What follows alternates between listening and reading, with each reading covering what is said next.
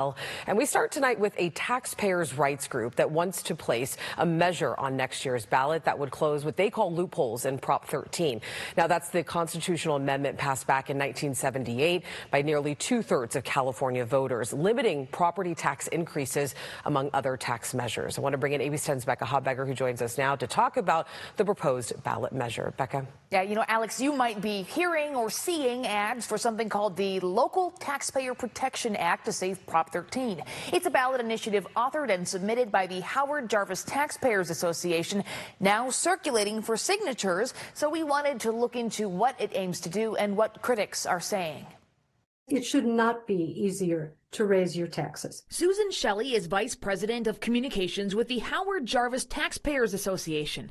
Howard Jarvis was a man who helped lead the 1978 campaign to pass Proposition 13, which his Taxpayers Association says has saved Californians hundreds of billions of dollars over the decades. The idea of Prop 13 in 1978 was the taxes on real estate were getting completely out of everyone's control. As values went up, people were taxed a statewide average of 2.67% of the market value of their property every year as a condition of keeping it.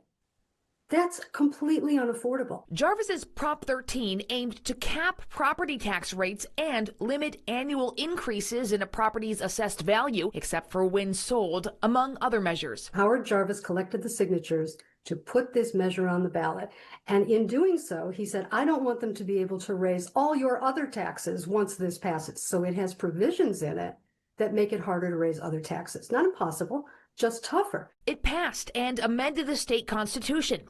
Over the years, Shelley says court decisions have made it easier for cities to raise taxes. In doing so, she says courts have eroded parts of Prop 13, creating what the Howard Jarvis Taxpayers Association calls loopholes. That's why the association submitted what it calls the Local Taxpayer Protection Act to save Prop 13.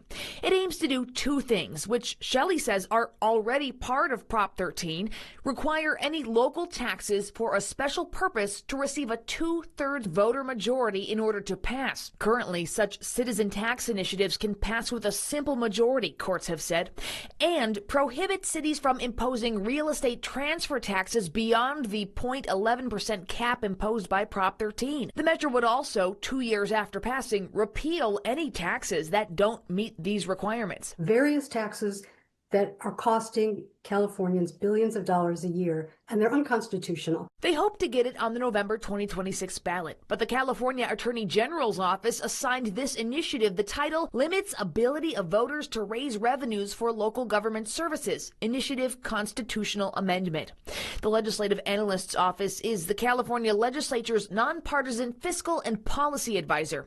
It conducted a fiscal impact estimate report for this initiative, which says, in part, the measure would result in the annual loss of up to a couple of $2 billion in existing revenues to local governments, and in future years could result in lower revenues to local governments because the measure would make it harder for them to increase or approve new taxes.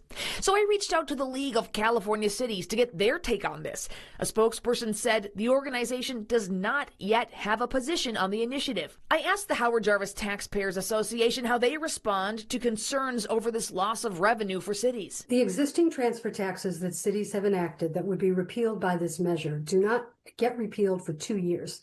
So they have 2 years to adjust the spending or find a constitutional tax increase that voters will approve.